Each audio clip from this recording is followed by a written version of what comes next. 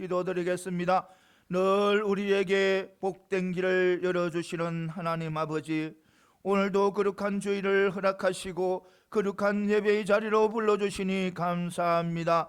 2026년 3월 세 번째 주일에 부족한 종이 거룩하신 하나님의 말씀을 들고 단위에 썼습니다.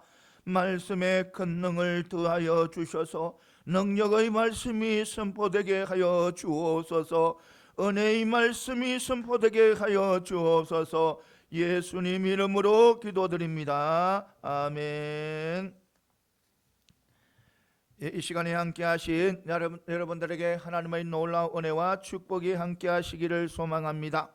이 시간 하나님의 영광만이 드러나는 귀한 축복의 시간이 되시기를 소망합니다. 오늘 말씀은 이사야 6장 1절에서 8절 말씀입니다. 위기는 축복의 기회입니다 라는 제목입니다. 사랑하는 성도 여러분, 인간들은요, 사람들은 이 세상에 태어나서요, 이 세상에 살아가면은요, 많은 위기들을 만납니다. 여러 위기들이 만납니다. 정말 내가 알 수 없이 그 위기가 찾아옵니다. 어려움들이 찾아옵니다. 내가 감당할 수 없는 그런 일들이 참 많이 찾아옵니다. 그런데요, 우리 믿음의 백성들은요, 세상 사람들과 달리 그 위기를 축복의 기회로 삼아야 된다는 것입니다. 그러니까요, 그 위기 때문에, 그 어려움 때문에 우리가 낙심하고 좌절하고 우리의 모든 것을 포기하는 것이 아니라 그 위기와 어려움을 통해서 축복의 길을 열어가야 된다는 겁니다. 우리에게는요, 하나님께서 그런 위기를 축복의 길을 열어갈 수 있도록 허락해 주셨습니다. 왜냐하면 우리에게는 누가 계시다? 하나님 아버지가 계시기 때문에. 하나님 아버지가 나의 하나님이시고 우리의 모든 것을 알고 계시고 나를 나보다 더 사랑하시는 우리 하나님이 계시기 때문에 어떤 위기와 어려움이 오면요, 우리는 바로 그 축복을 그것을 위기를 축복으로 만들기 위해서는 바로 그 전지전능하신 하나님 앞에 엎드리면 되는 거예요. 엎드리고 기도하고 하나님 앞에 맡기면 되는 거예요.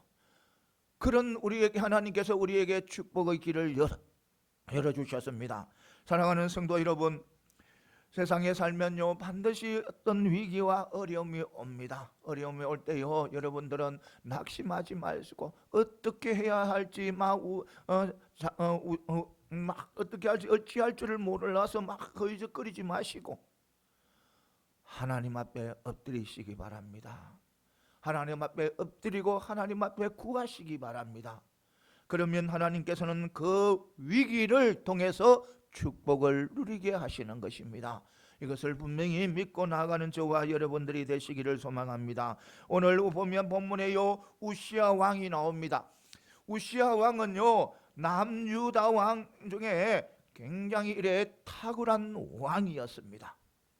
그는 정말 능력 있는 그런 왕이었습니다. 그러니까요, 솔로몬 시대까지만, 그러니까 사울, 다윗, 솔로몬 이 세 왕 시대 때만 통일 왕국이었습니다. 통일 왕국이고요, 솔로몬 이후에는요, 바로 남북의 이스라엘이었습니다. 남과 북, 우리나라처럼 남과 북이 나눠졌듯이 저 이스라엘에도 남과 북으로 나눠졌습니다. 그러니까 남쪽은 남유다라고 북쪽은 북이스라엘이라고 했습니다. 이스라엘. 그런데요, 북이스라엘은 이스라엘은 12지파입니다. 12지파인데 그 12지파 중에 10개 지파가 바로 북이스라엘에 속했습니다. 그리고요, 남유다는요, 단지 2개의 지파, 바로 유다와 베냐민 지파만이 남유다에 속했습니다. 그래서요, 처음부터 이 둘로 갈라진 그때부터요, 이 남유다는요, 힘없는 그런 연약한 그런 나라였습니다. 북이스라엘보다는 정말 힘없고 미약한 그런 나라였습니다. 그런 나라에다가 더 어려움이 닥쳐올 때도 참 있었습니다. 뭐냐면 이 계속해서 어려우시니까 이 남유다에 여호사밧이라는 왕이 북이스라엘의 아하 왕 딸을 자기의 며느리로 데리고 돌아옵니다. 그리고 며느리로 삼는 거예요. 북이스라엘에서 가장 악한 왕이 아하 왕입니다. 그 딸을 데리고 와서 자기의 며느리로 삼는 거예요. 그래서요, 그 며느리로 삼았는데 어떤 일이 일어나냐면 그 아들이 죽고 그 손자가 바로 그러니까 아하 왕의 딸 아달라의 아들이 왕이 됩니다. 왕이 되는데요, 예후라는 사람에게 왕에게 바로 죽음을 당합니다. 죽음을 당하니까요, 이 아달라가요 자기가 왕을 되려고 하는 거예요. 그래서요 다윗의 혈통들을 다 죽여버립니다. 다 죽여버리고요 자기가 왕위에 서는 거예요. 왕위에 앉는 거예요.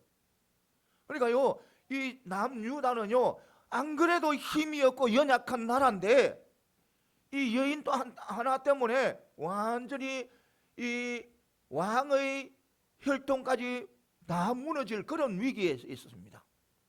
그런 연약한 그런 나라가 되었습니다.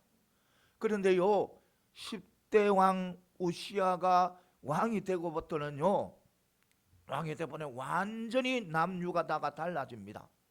이 우시아 왕은요 오직 하나님 중심, 모든 것을 하나님 중심으로 나라를 이끌어 갔습니다. 이스라엘 백성들, 그 남유다의 백성들을 하나님이 기뻐하는 방향으로 백성들을 이끌어가고, 경제도 그렇고 정치도 그렇고 문화도 그렇고 외교도 그렇고 모든 것을 다요 이 우시아 왕은 하나님이 기뻐하는 대로, 하나님이 원하는 대로 이래 나라를 이끌어 갔습니다. 그래서요 하나님께서요 남유다에 축복을 해줍니다. 엄청난 축복을 해주는 거예요. 지금까지 누려보지 못한 엄청난 축복을 받아 누리는 거예요. 그러니까 이 남유다 백성들이 너무너무 좋아하는 거예요. 너무너무 기뻐하는 거예요. 그래서요 누구를, 우시아 왕을 너무나도 좋아하고 존경하고 따르는 거예요.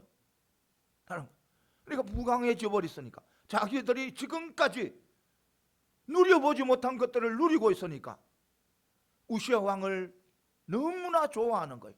그런데요 일이 생겨버렸습니다. 이 우시아 왕이 그렇게 하나님 바라보고 하나님 의지하고 하나님 중심으로 나라를 이끈 이 우시아 왕이요 교만해져 버린 거예요. 교만해진 거예요. 그러니까요 이 우시아 왕이 얼마나 교만해졌는가 하면요 왕의 권세로 만족을 못하는 거예요. 왕의 권세로, 정치적인 왕의 권세로요 만족하지 못하고 제사장의 직분을 자기가 빼앗으려고 하는 거예요. 그러니까 자기가 성전에 들어가서 향을 자기가 피우려고 하는 거예요. 그거는요 절대로 안 되거든요. 하나님께서 하나님은 이스라엘 백성들을 택했잖아요. 선미로로 삼았잖아요. 삼았는데요 이 이스라엘 하나님의 백성의 나라이지만 정치와 종교는 반드시 분리시켜 놨어요. 정치와 종교는. 그러니까요 왕이요 절대로 자기가 아무리 힘이 있어도 그 제사장의 것을 빼앗을 수는 없는 거예요. 제사장은 제사장의 일을 해야 되는 거예요. 왕은 왕의 일을 해야 되는 거예요. 왕의 일. 그래서요 이 우시아 왕이 그 자기의 정치의 그 권세, 왕의 권세만으로 만족하지 못해서 종교의 힘을 가지려고 하는 거예요. 왜냐하면요 그 힘을 가지려면 그 이방 나라 애굽이요 종교 일치, 그러니까 정치와 종교가 일치해 가지고 그 바로하는 왕은요 완전히 신이었기 때문에, 신의 아들이라고 했기 때문에 많은 사람들, 그 백성들이, 애굽 백성들이 자기 왕을요 신처럼 떠받듭니다. 그것이 부러웠던 거예요, 이 우시아 왕이. 그래서요 정치적인 힘은 있지만 종교적인 아무것도 없잖아요. 힘이 없잖아요. 그래서 자기가 제사장의 직분을 빼앗으라고, 제사장 하는 것을 자기가 하려고 해요. 그래서 하나님께서요 즉시 그에게 무슨 병을 주냐면 나병을 허락합니다. 나병을 허락하니까 그는요 왕의 자리를 내려놓고 어디에, 벨궁에 들어가서 거기서 거하게 됩니다. 그리고 아들의 요담이 왕이 됩니다. 왕이 되는 거예요. 그러니까요, 이 우시야 왕은 그런 상황이 펼쳐지니까 이스라엘 백성들이 완전히 실망해 버리는 거예요. 좌절을 해버리는 거예요. 그렇게 자기들이 존경하고 따랐던 그 왕, 정말 훌륭한 왕인데 이 나병이들은 별궁에 들어가 버렸으니까 너무너무 힘들어하는 거예요. 모든 소망이 사라져 버린 거예요. 사라진 거. 그런 상황에 이스라엘 백성, 그 남유다 백성들뿐만 아니라 이 이사야 선지자도 그 완전히 소망을 잃어버리는 거예요. 그리고 소망을 잃어버리고 그가 선지자니까 어떻게 해야 됩니까? 그는요, 선지자니까 소망을 잃어버렸지만 그가 갈 곳은 바로 성전밖에 없는 거예요. 성전에 가서 엎드리는 거예요. 아무 희망도 없는, 소망도 없는 그가요, 하나님 앞에 엎드리니까요, 어떤 현상이 나타났냐면 보좌에 앉으신 영광의 왕 하나님을 만나게 되는 거예요. 하나님. 그러니까요, 하나님을 만남으로 통해 가지고 자기가 그때부터 뭐냐면 정말 참된 신앙인으로 거듭나게 되는 거예요. 참된 거듭나. 그러니까요, 그를 통해 가지고 하나님을 만남으로 통해서 메시아의 왕국을 소망하게 되었고, 또 새 하늘과 새 땅을 소망하게 되었고, 하나님의 나라를 소망하게 되었고, 그러니까 놀라운 비전을 보게 되는 거예요. 축복을 누리게 된 거예요. 아무 소망이 없던 그 상황에서 하나님 앞에 엎드리니까 그는 영광의 왕이신 하나님을 만나게 되고, 또 하나님을 만남으로 통해서 하나님의 나라에 대한 비전을 가지게 되고, 그러니까 축복의 길로 바로 그 위기 상황을 축복으로 만드는 거예요. 오늘 말씀이에요. 오늘 이 말씀을 통해서 몇 가지 은혜 받는 귀한 축복의 시간이 되시기를 소망합니다. 하나님과 인격적 만남이 있을 때 진정한 신앙인으로 거듭나게 된다는 겁니다. 그러니까 우리는요, 믿음의 백성들은 하나님을 체험할 수 있어야 된다는 겁니다. 하나님을 나의 하나님, 내 개인의 하나님으로 만날 수 있어야 된다는 겁니다. 남의 하나님이 아니고, 어떤 누구의 하나님이 아니고, 어떤 나라의 하나님이 아니고, 개인적인 나의 하나님, 나의 생활과 나의 삶 속에서 함께 하시고 역사하시는, 내가 기쁠 때나 슬플 때나 항상 나의 삶 속에서 나를 인도하시는 그런 하나님을 만나야 된다는 겁니다. 만날 때 우리는 정말 참된 신앙으로 서갈 수 있다는 것입니다. 1절에서 5절에 보면요, 이사야가 하나님의 영광을 뵙는 특별한 체험을 한 사실이 기록되어 있습니다. 이 체험은 이사야의 생애에 있어서 일대 전환을 이루는 중대한 사건이었습니다. 그는 이 체험을 통하여 절망에서 벗어나 진정한 소망을 가질 수 있었고, 하나님의 위대한 선지자가 될 수 있었습니다. 또한 그는요, 이 체험을 통하여 자신의 정체성을 깨닫고 진정한 신앙인으로 거듭날 수 있었습니다. 물론 이시야는요, 이 체험을 하기 전에도 선지자였고, 이 체험을 하기 전에도 신앙인이었고 하나님을 믿었습니다. 그러나 특별한 체험을 하기 전에 이사야는 하나님을 믿었지만 그에게 있어서 하나님은 실제적인 그런 분이 되지 못하였습니다.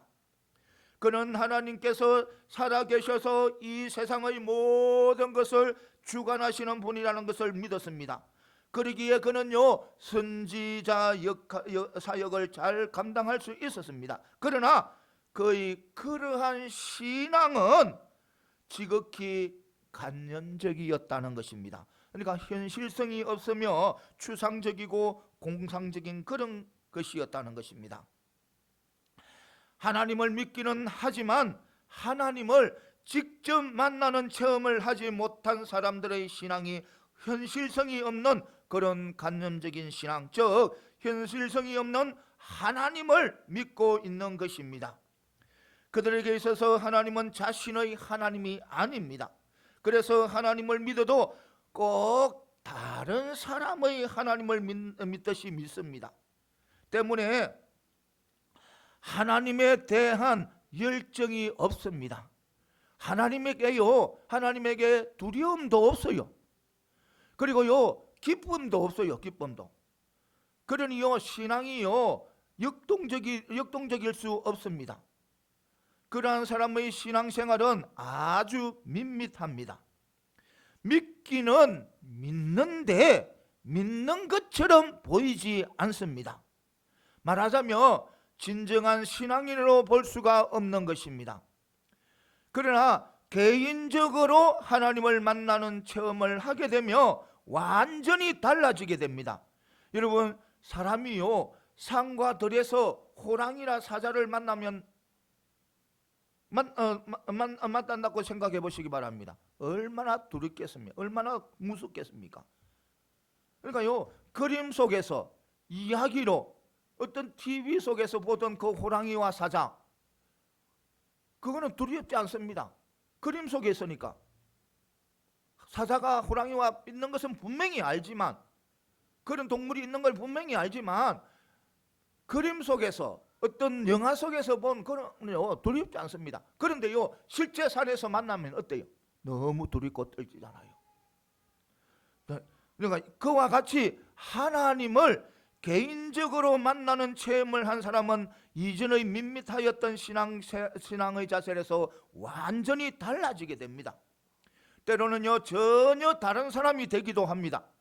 우선 하나님을 만나는 체험을 한 사람은 거룩하신 하나님 앞에 자신의 죄됨에 대하여 강한 인식을 갖게 됩니다.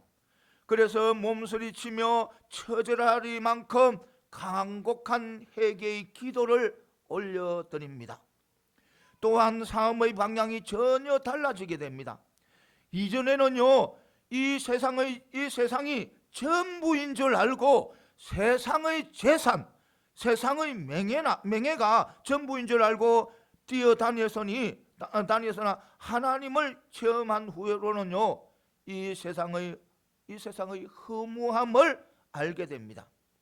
그리고 이 세상의 재산이나 명예, 심지어는요, 자신의 생명보다 더 귀한 것이 있다는 것을 압니다. 그리하여 하나님과 하나님의 나라를 위해서 일을 하게 됩니다. 또한 하나님을 개인적으로 만나는 체험을 한 사람은요, 하나님을 만나기 전과는 달리 하나님이 주시는 놀라운 영적인 능력을 가지게 됩니다.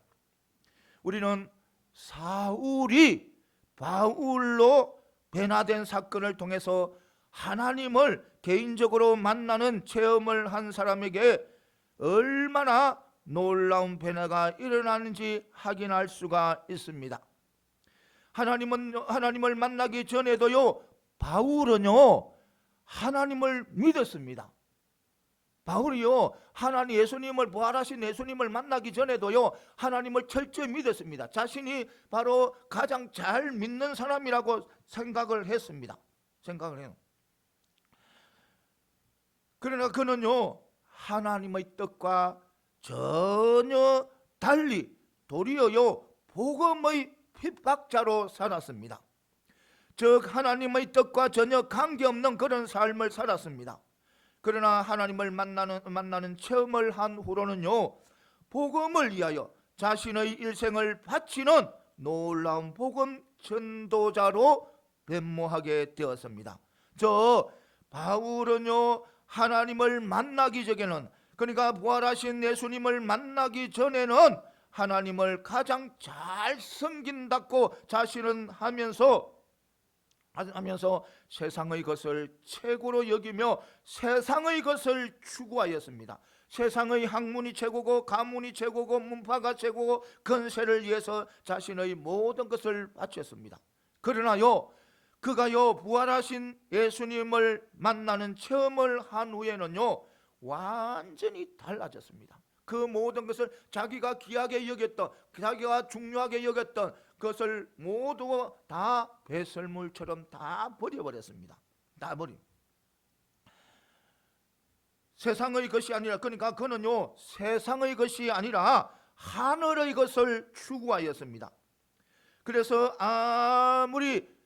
그러니까 그가 아무 죄 없이 핍박을 받아도 그는요 기뻐했습니다. 기뻐했어요. 그러니까요 그는요 어떤 누가 자기를 힘들고 모함하게 해도요 그를요 미워하지 않았습니다. 그를 원수로 만들지 않았습니다. 그를 도리어 품어주고 품어주었습니다. 그러니까 그들을 사랑으로 품어주었다는 것입니다. 그래서 바로 그의 그러한 변화가 있었기에 바로 오늘날 세계 복음화의 초석을 다질 수 있었습니다.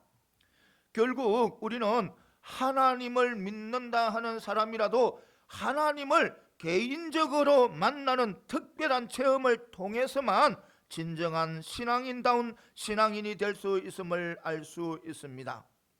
하나님을 만난 체험이 없는 사람은요 무엇보다도 이 체험을 하기 위하여 힘써야 한다는, 노력을 해야 된다는 겁니다. 하나님을 직접 나의 삶 속에서 나의 인생 속에서 역사하시는, 나와 함께 하시고 나의 모든 것을 역사해 가시는 그 하나님을 만나도록 우리는 애를 써야 된다는 겁니다. 몸부림을 쳐야 된다는 겁니다. 사랑하는 성도 여러분, 하나님을 만나는 체험을 하시기를 소망합니다. 하나님께만 소망을 두시기를 바랍니다. 하나님께서는요 하나님만이 참되시고 유일한 소망을 확신하는 자는요 하나님께서 만나 주십니다. 이사야처럼 다윗처럼 오직 하나님께 소망을 두어 하나님을 만나는 체험을 하는 저와 여러분들이 다 되시기를 소망합니다. 그 다음에는요 절망 중에도 하나님 앞에 엎드리면 참 소망의 길이 열리게 된다는 겁니다. 그러니까 어떤 위기 속에 어려움 속에서도요 하나님 앞에 엎드리게 되면요 우리에게 참 소망의 길이 열리게 된다는 것입니다. 본장은 전체적으로 이사야가 하나님의 영광을 체험한 사건을 소개하고 있습니다. 학자들 중에는요 이 체험 사건을 두고 이사야가 선지자로 소명을 받은 사건이라고 말하는 사람들도 있습니다. 그러나요 이 사건은 이사야가 처음 선지자로 소명받은 것을 기록하는 것이 아니라 선지자의 사역을 하던 중 놀라운 영적 체험을 기록한 것이라고 봐야 합니다. 그러니까요 이사야가 자기의 신앙생활을 하면서 가운데에 영적 체험을 했다는 것입니다. 왜냐하면요 성경은 이사야가 우시아의 모든 행적을 기록하였다고 증거하고 있기 때문입니다. 이는 이사야가 이미 궁중선지자, 그러니까 왕궁의 선지자로 활동하였음을 의미합니다. 하여튼 본장 1절은 이사야가 하나님의 영광을 체험할 때가 바로 우시아 왕이 죽던 해라고 밝혀주고 있는데 이에는요 아주 중요한 의미가 함축되어 있습니다. 우시아는요 유다 역사에서요 아주 중요한 인물입니다. 그는 이전의 유다 왕들 그 누구보다도 탁월한 그런 왕이었습니다. 그러니까요 르호보암 그러니까 솔로몬 후에 그 아들 르호보암의 때부터 바로 남유다와 북이스라엘로 분리되었습니다. 그러니까요 남쪽 유다는 10지파로 구성된 북이스라엘에 비하여 상대적으로 열세에 놓이게 되었습니다. 그리하여 유다는요 점점 국력이 약화되었습니다. 그런데 그러한 유다는요 제10대 왕인 우시아가 즉위하면서 완전히 달라지기 시작했습니다. 즉 우시아 때에 유다는요 역사상 최고의 전성기를 구가하게 되었던 것입니다. 그러나 호사다마라고나 할까, 유다는요 다시 악재를 만나게 됩니다. 우시아는요 나라가 부강하게 되자, 그러니까 하나님께서 축복을 해주어서 나라가 강해지자 교만해지기 시작하였던 겁니다. 그래서 극기야는요 왕의 권력을 누리는 것에 만족하지 말고, 그러니까 왕의 힘 그 자체로서 만족하지 못하고 제사장 노력까지 하려고 하였습니다. 그는 아마도 애국 같은 나라가, 그러니까 정치와 종교 일치로 통치 체제를 갖고 있는 것을 보고 바로 우시아도, 유다도 바로 그런 나라가 되면 좋겠다고 생각해서 바로 종교의 힘까지 자기가 잡으려고 했던 것입니다. 그러나 그것은요 종교와 정치의 분리를 하신 하나님의 뜻에 도전하는 것이었습니다. 그래서 하나님은요 성전에 들어가 분향하려고 한 우시아로 하여금요 나병에 걸리게 하셨던 겁니다. 그러니까요 이스라엘은 하나님이 택한 백성이잖아요. 하나님의 선민의 나라잖아요. 하나님이 모든 것을 통치해가는 그런 나라잖아요. 그런데요 그 나라 안에서는요 반드시 정치와 종교가 분리되어 있다는 겁니다. 왕이요 절대로 종교에 간섭하면 안 되는 거예요. 초대왕 사울도 그랬잖아요. 사울도 자기 힘이 세니까 또 블레셋이 막 쳐들어오니까 급해가지고 사무엘 대신에 자기가 무엇을 하냐면 제단에 들어가서 자기가 불을 피워버리는 거예요. 그러니까 결국 하나님 앞에 버림을 받은 거예요. 그걸 향을 피우는 것은 누가? 제사장 사무엘이 해야 됩니다. 하나님께서 분명히 분리시켜 놨습니다. 그런데 정치적 왕이 그 종교적 힘을 가지려면 하나님께 대항하는 것입니다. 이로 인해서 우시아는요 벨궁에 갇히게 되었고 대신 그의 아들인 요담이 습정을 하게 되었습니다. 이는 유다로서는요 전혀 예기치 못한 악재였습니다. 이제 좀 살만하니까 마른 하늘의 날벼락과 같은 일이 일어난 것입니다. 그러므로 유다 사람들은 우시아가 회복되기를 기대했습니다. 이사야도 마찬가지였습니다. 그러나 우시아는요 끝내 죽고 말았습니다. 이유는 이는 유다 백성들에게는요 큰 절망이었습니다. 유다는 더 이상 비전이 보이지 않았습니다. 우시아는요 유다 백성들이 기댈 수 있는 큰 기둥과 같은 그런 존재였습니다. 그런 그의 죽음은 유다 사람들에게 충분한 절망의 이유가 될 수 있었습니다. 그런 가운데에도 하나님 나라에 대한 강한 비전을 품고 있었던 젊은 선지자 이사야에게요 우시아의 죽음은 절망 그 자체였습니다. 그리하여 그가요 할 수 있는 일이라고는, 선지자로서 할 수 있는 일이라고는 하나님의 전에 나가서 하나님 앞에 엎드리는 것뿐이었습니다. 바로 그러한 때 꼭 아무 소망이 없다고 생각하며 하나님 앞에 엎드릴 때 하나님 보좌에 앉으신 영광의 왕 하나님을 뵙는 놀라운 체험을 한 것입니다. 그는 이 체험으로 유다의 절망스러운 상황 속에서도 하나님의 나라에 대한 비전을 갖게 되었고, 그리고요 또 바로 메시아 왕국에 대한 비전, 새 하늘과 새 땅에 대한 비전을 가질 수 있었습니다. 실로 이사야는요 아무 소망이 없다고 생각할 때 하나님 앞에 엎드림으로 진정한 소망을 가질 수 있었습니다. 그렇습니다. 우리 성도들은요 아무런 소망이 없다고 생각되는 순간에도 하나님 앞에 엎드려야 하는 것입니다.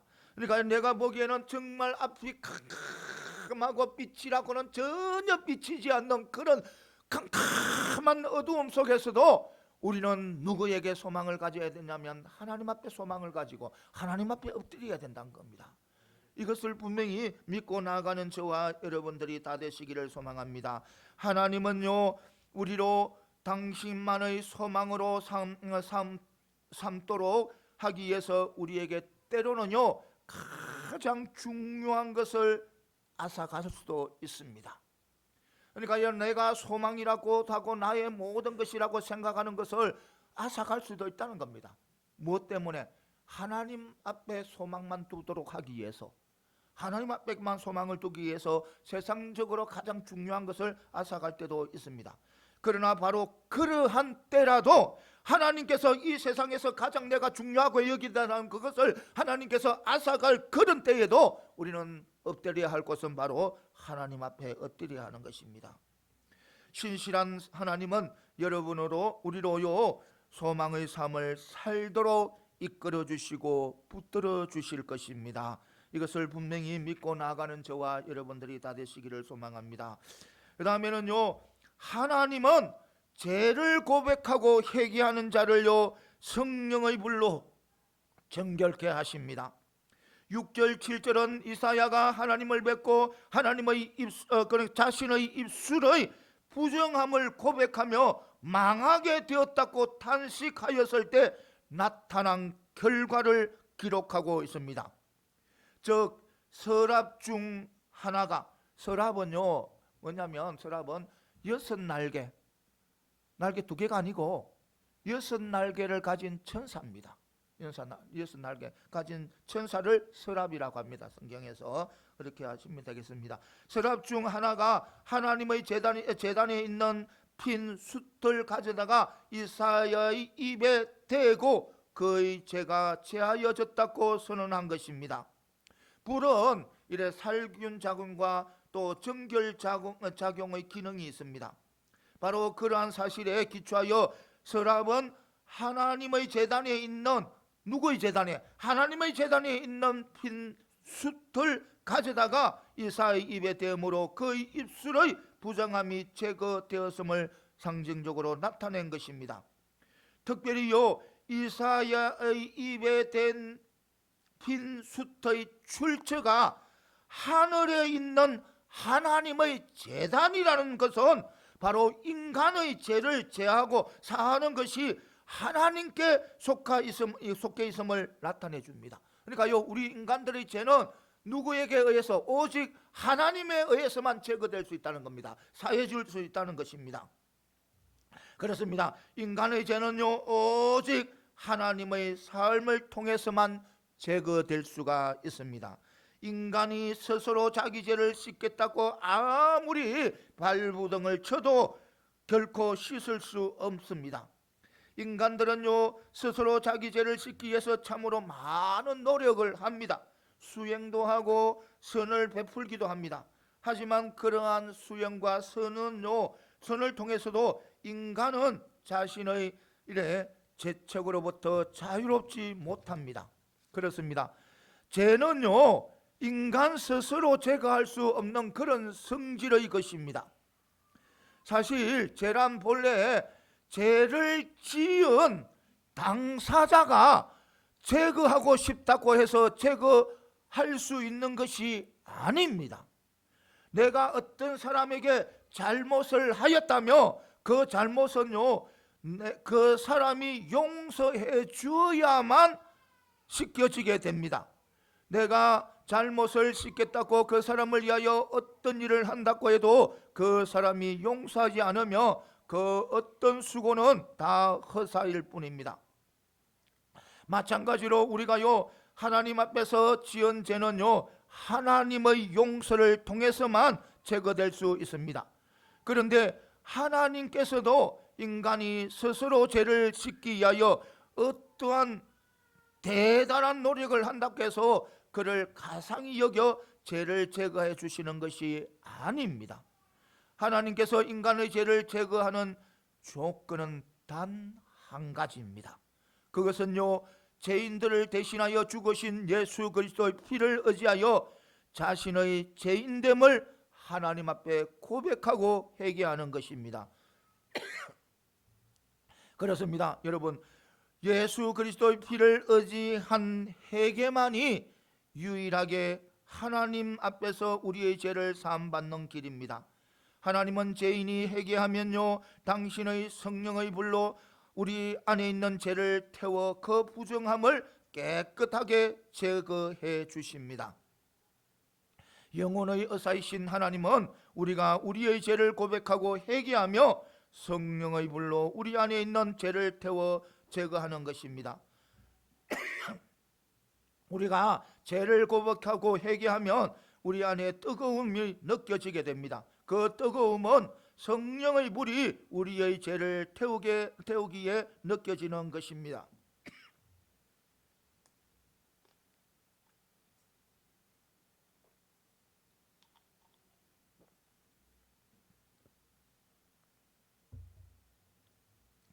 그리고 이렇게 죄가 성령의 불에 의해서 태워진 사람은 더 이상 죄책감을 느끼지 않게 됩니다. 죄가 다 제거되었기 때문입니다. 그러므로 우리는요, 우리가 지는 죄 문제를 안고 인간 스스로의 방법, 내 스스로 해결하는 어리석음을 범하지는 말아야 됩니다. 우리에게 죄 문제가 있다며 그 즉시 우리의 영혼의 치료자이신 하나님 앞에 나가 이를 고백하고 회개해야 합니다. 진실로 회개하는 자를 기뻐하시는 하나님은 기꺼이 성령으로 우리의 죄를 깨끗하게 하시고 거룩하고 정결한 자로 세울 것입니다.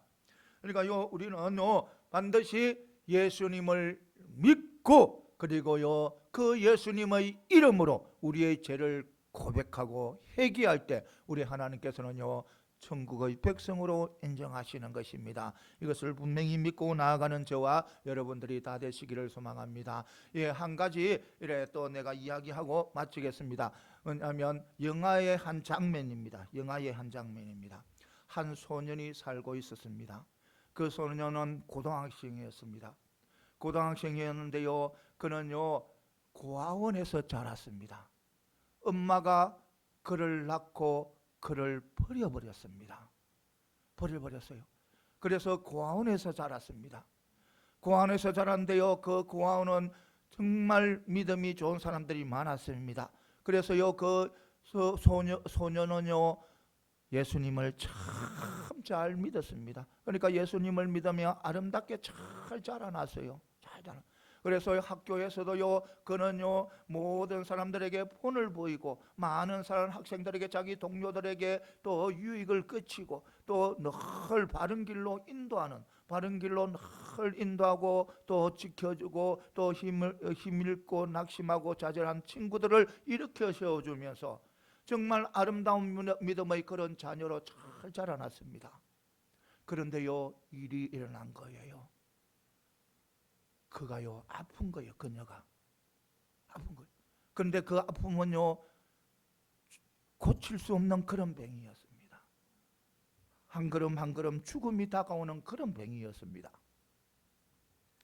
그래서요, 그는요, 어머니가 어떤 분인지 보고 싶었어요. 이런저런 이런저런 사람들에게 물어 엄마가요, 재혼을 해서 엄마가 다시 다른 가정을 만들어서 생활하는 곳으로 찾아갔습니다. 가니까요, 엄마가 조그만 가게를 하고 있었습니다. 식당을 하고 있었던 거예요. 너무 힘들게 사는 거예요. 그 아들을 낳았는데 그 아들이 불량배예요. 불량배. 고등학생인데도 불량이에요. 불량배. 그런데요, 그가요, 찾아가서 엄마를 보았을 때요, 그가 엄마는 것을 즉시 알 수 있었습니다. 그런데요, 그 엄마는 그 딸을 알아보지 못하는 거예요.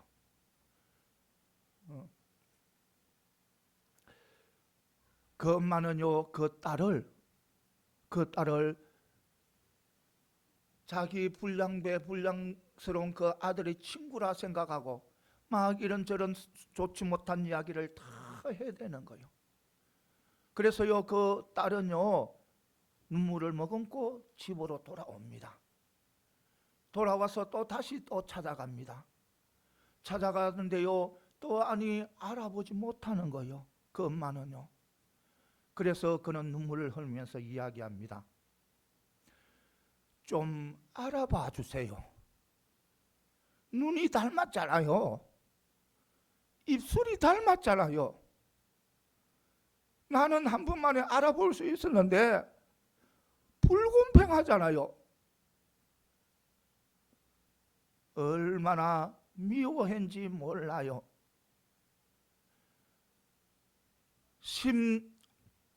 그러니까 19년 동안 한 번도 보지 못했지만 나는 한눈에 알아봤는데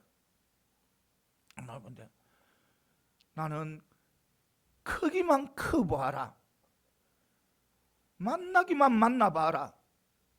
알아보기만 알아봐라.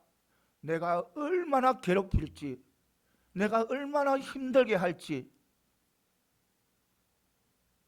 그런데요, 그런 내가 아파요. 내가 아파요.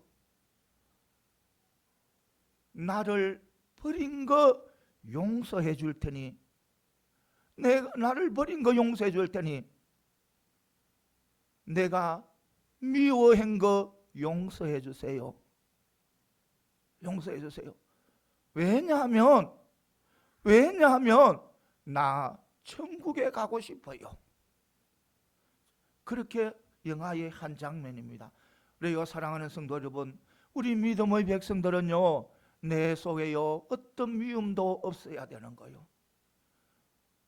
어떤 누구도 미워해서는 안 되는 거요. 원수도 미워해서는 안 되는 거요. 그러니까요, 우리 믿음의 백성들은요, 항상 선한 마음, 정말 아름다운 마음을 가져야 되는 거요. 사랑하는 성도 여러분, 우리는요 하나님의 자녀고 하나님의 백성입니다. 이제 말씀을 맺겠습니다. 우리가요 이 세상에 살아가면요 많은 위기를 만나게 됩니다. 어려움도 만나게 됩니다. 그런데 우리에게는요 그 위기와 그 어려움을 무엇으로? 축복의 기회로 삼아야 된다는 겁니다. 그러니까 우리가 어려움을 만나고 힘든 일을 만날 때 축복을 기회로 삼기 위해서는 하나님 앞에 엎드리는 것입니다. 하나님 앞에 기도하는 것입니다. 이것을 분명히 믿으시고 어떤 위기가 어떤 어려움이 오더라도 하나님 앞에 먼저 엎드림으로 통해 가지고 그것을 위기를 축복으로, 어려움을 축복으로 만들어가는 저와 여러분들이 다 되시기를 소망합니다. 예, 기도드리겠습니다.